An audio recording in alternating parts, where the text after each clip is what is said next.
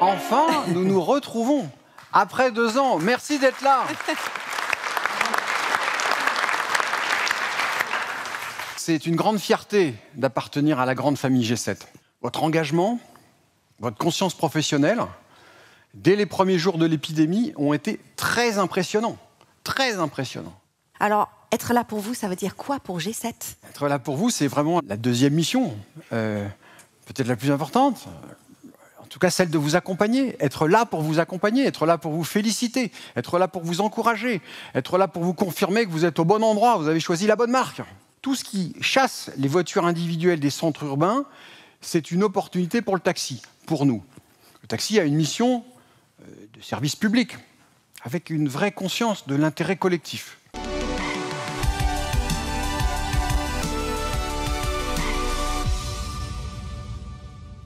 Vous avez en fait collectivement joué un rôle, vous chauffeurs et vous G7 bien sûr, parce que vous avez été là pour les chauffeurs. C'est vrai, Louise.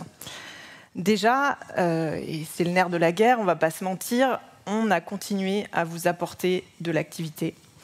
On a signé des nouveaux abonnements, noué des partenariats avec des hôpitaux publics, des cliniques privées, des EHPAD, mais aussi des groupes médias. Et G7 a également mis en place un dispositif d'accompagnement financier dédié pour les chauffeurs, n'est-ce pas ?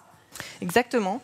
C'est un dispositif nouveau qui a permis de suspendre et reporter pendant plusieurs mois l'ensemble des prélèvements de vos redevances. Et d'autre part, G7 a mis en place une redevance réduite, non seulement au plus fort de la crise en 2020, mais ça s'est aussi poursuivi durant l'année 2021 pour accompagner progressivement votre reprise d'activité. Il a fallu qu'on revoie toutes nos procédures. Dès les premières semaines de la phase de Covid, on a distribué 30 000 masques. Alors je dis dès les premières semaines, c'est dès qu'on a eu des masques, en fait. On a distribué 30 000 masques aux chauffeurs qui continuent à travailler pour qu'ils puissent continuer à travailler dans des conditions sanitaires satisfaisantes. Un des enjeux majeurs de la période qu'on était en train de traverser, c'était de rassurer les clients, parce que c'est vrai que c'était pas évident pour un client de monter dans un taxi. C'était anxiogène, hein, on avait tous peur de la contamination. Et ce protocole sanitaire qu'on a livré dans un temps record, vous, chauffeurs, vous l'êtes approprié, vous avez distribué, vous avez installé les feuilles dans vos véhicules, vous avez expliqué aux clients comment ça devait se passer. Et grâce à vous et grâce à votre appropriation de ce protocole sanitaire, on a réussi le pari, on est devenu le moyen de transport le plus sûr et on a surtout gagné, regagné, rassuré nos clients. C'était un enjeu clé. Et pendant ce temps-là, vous avez aussi continué à investir dans plusieurs domaines majeurs, Marion. Malgré la situation inédite, on a toujours gardé confiance dans la qualité de nos services et confiance en vous. Et c'est la raison pour laquelle G7 a fait le choix stratégique pendant toute cette crise de poursuivre l'ensemble de nos investissements dans nos différents projets. Continuer d'investir pour préparer l'après, la reprise d'activité et permettre à l'ensemble de la communauté G7, et notamment vous, chauffeurs, d'aborder cette sortie de crise dans les meilleures conditions possibles. On a également poursuivi et même renforcé tous nos investissements dans nos outils informatiques et nos dispositifs embarqués. Alors, c'est un budget total de 12 millions d'euros par an, toujours dans l'objectif d'adapter en permanence nos outils aux évolutions du marché, aux nouvelles fonctionnalités disponibles, aux innovations, et elles sont nombreuses en la matière. 7% de croissance, non pas par rapport à 2020, mais par rapport à 2019. C'est incroyable. Comment on explique ces superbes performances ? Vous vous rendez compte, Louise, 7% de croissance par rapport à 2019. On a tous dans cette salle oublié que déjà, il y a 2 ans, en convention, on se félicitait des résultats de 2019. Donc déjà, 2019, c'était une année un peu exceptionnelle. Eh ben, on est revenu au-dessus 7%. 7% de croissance par rapport à 2019, malgré le télétravail et malgré la forte baisse de la fréquentation touristique dans la capitale. Pourquoi ? Parce qu'on a gagné des parts de marché, notamment le week-end. D'accord. Ces parts de marché, on les a gagnées pour 3 raisons. La première, je le disais tout à l'heure, c'est parce que on a réussi à faire du taxi le moyen de transport le plus sûr du marché. La deuxième, Marion l'évoquait tout à l'heure, c'est que pendant toute la durée de la crise, on a continué à investir en communication, on l'a vu, mais sur nos outils de commande, et en particulier nos outils digitaux, on était prêts. Et la troisième, et elle n'est pas des moindres, c'est que vous, chauffeurs, vous avez continué à investir dans votre qualité de service. Quand l'activité a repris, vous étiez là, vous étiez prêts. Alors vous la connaissez très bien, cette courbe, on la passe tous les 2 ans. C'est la courbe d'évaluation moyenne des chauffeurs. Vous voyez, tout au bout à droite, là, on est au plus haut. Pour être précis, extrêmement précis, on est à 4,81 sur 5. Ça ne fait que s'améliorer. Vous continuez à faire le job, si je peux me permettre de le dire ainsi. Alors là, s'il y a bien un sujet sur lequel je dois vous dire merci et bravo, c'est celui-là. Vous pouvez vous applaudir. Ouais, super. Bravo à vous. C'est impressionnant.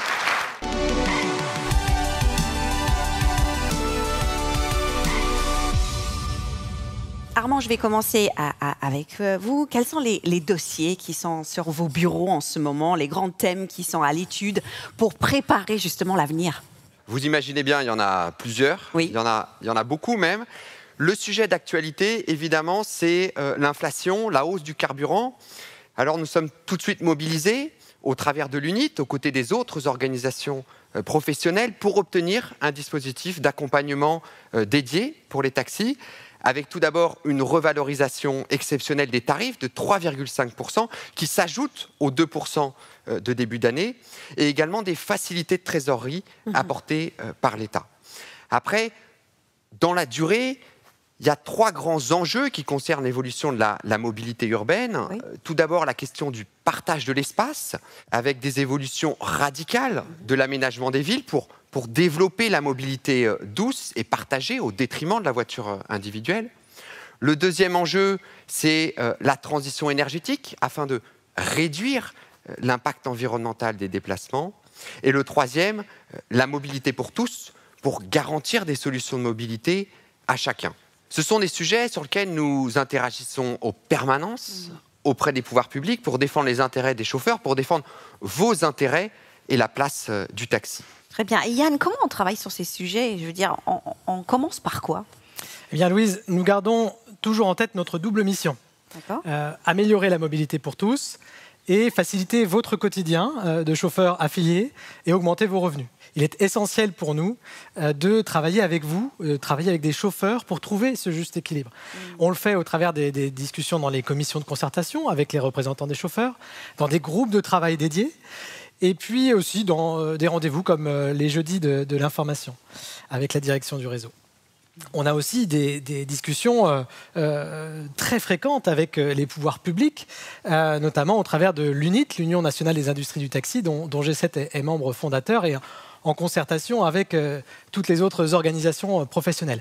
Notre enjeu, c'est de sensibiliser les pouvoirs publics aux spécificités du taxi, pour faire en sorte qu'on renforce le rôle incontournable des taxis dans les politiques de mobilité. Le taxi a donc toute sa place dans la ville de demain? Il aura une place centrale. C'est un concept finalement très ancien de ce que nous appelons aujourd'hui l'autopartage. Ce concept du partage est fondamental dans le modèle de ville que nous défendons. C'est un métier d'avenir. Les chauffeurs de taxi, vous allez être un élément de l'attractivité long terme de Paris. Notre profession, les taxis, on a un avantage concurrentiel, c'est qu'on est régulé. Avec la licence, le nombre limité de véhicules, nous sommes un partenaire privilégié des pouvoirs publics parce que, on est plus économe de la chaussée. C'est plus facile de partager avec les taxis. C'est pourquoi les taxis joueront un rôle capital, comme l'a dit Emmanuel Grégoire, dans la ville de demain. Qui dit moins de voitures individuelles dans la ville, dit plus d'activités pour les taxis, pour vous. On comprend que vous êtes en permanence en discussion avec les pouvoirs publics, avec la mairie de Paris, avec la préfecture. Armand, quels sont les sujets qui sont les plus challenging en ce moment? On a des réunions presque chaque semaine pour travailler sur des sujets en fait très concrets. La question des stations de taxi. Ouais. Il est nécessaire de continuer à développer le réseau de stations, les rendre à la fois plus visibles pour les clients, plus pratiques pour vous. Il y a aussi beaucoup de discussions autour des gares. Nous savons que la situation y est parfois compliquée. Nous travaillons aussi sur les questions des aéroports, Là encore, il faudrait vous simplifier encore plus la vie. Et puis il y a d'autres sujets comme celui de la verbalisation parfois excessive dont sont victimes les chauffeurs de taxi. Donc c'est vraiment toute une équipe qui est mobilisée en permanence aux côtés des organisations professionnelles. Cette bataille du partage de l'espace, en fait, elle se gagne vraiment rue par rue, station par station, gare par gare. Oui, et il faut aller plus loin, il faut voir plus loin. La place du taxi va se renforcer dans la ville de demain, avec tout de même peut-être un point de vigilance sur le carburant. Le premier temps fort, c'est celui d'aujourd'hui, pour préparer l'interdiction des véhicules critère 2 en 2024, c'est-à-dire globalement l'interdiction du diesel dans le Grand Paris.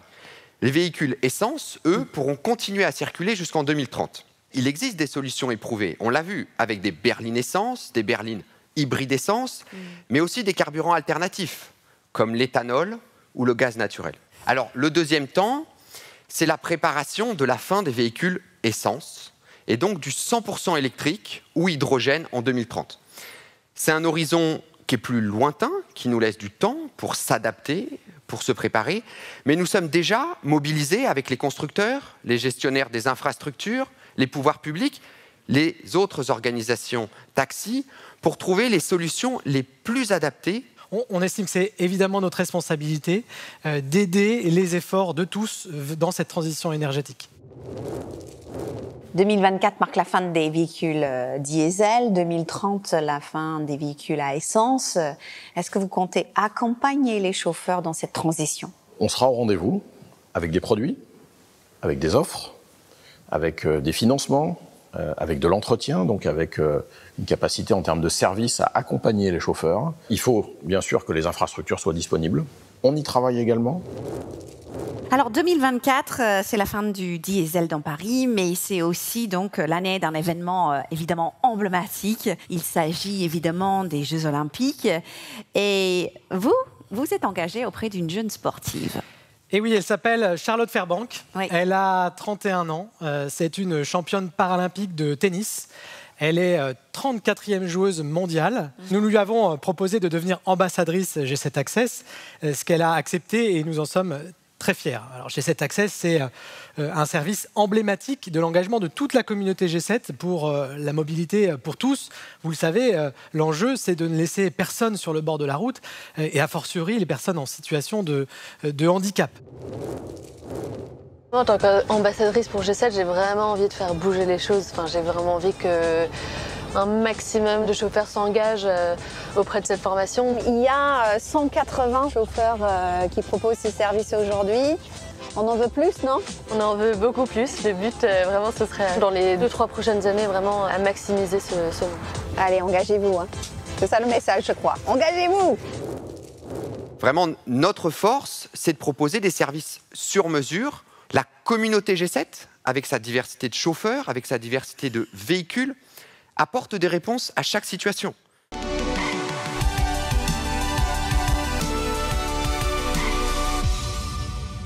La première attente des chauffeurs, c'est d'avoir plus de revenus, n'est-ce pas? Zineb, comment allez-vous faire? Alors, on a décidé d'investir dans un nouveau film de marque qui sera diffusé sur les écrans télé, en replay et en digital à partir du dimanche 10 avril. On a une belle marque, une marque puissante. Il faut qu'on continue à la valoriser, à la faire connaître. À travers ce nouveau film, notre volonté est vraiment d'ancrer le positionnement premium et aspirationnel de G7, un positionnement qui nous différencie clairement de la concurrence. Donc maintenant que les clients connaissent G7, première étape, il faut qu'ils téléchargent l'appli. Deuxième étape. Oui, tout à fait. L'appli est devenue le principal moyen de commande de nos clients. Aujourd'hui, ce sont près de 70% des commandes qui passent via l'application G7. C'est pourquoi on a décidé d'investir pour faire évoluer nos applications aux meilleurs standards du marché. Nous avons lancé en juin dernier la nouvelle version de l'application G7 Grand Public et nous lançons dans quelques semaines la nouvelle version G7 Abonné qui est actuellement en cours de test auprès d'un panel de clients. Et pour l'appli grand public, vous avez des résultats? Oui, Louise, les résultats sont là. Alors d'une part, les téléchargements d'appli sont en hausse de 10% par rapport à l'époque pré-Covid. Les commandes via application ont bondi de 50%. Mais surtout, grâce à la meilleure exposition des différents niveaux de service G7, les commandes d'options payantes, comme G7 VIP ou G7 Van, ont été multipliées par 3.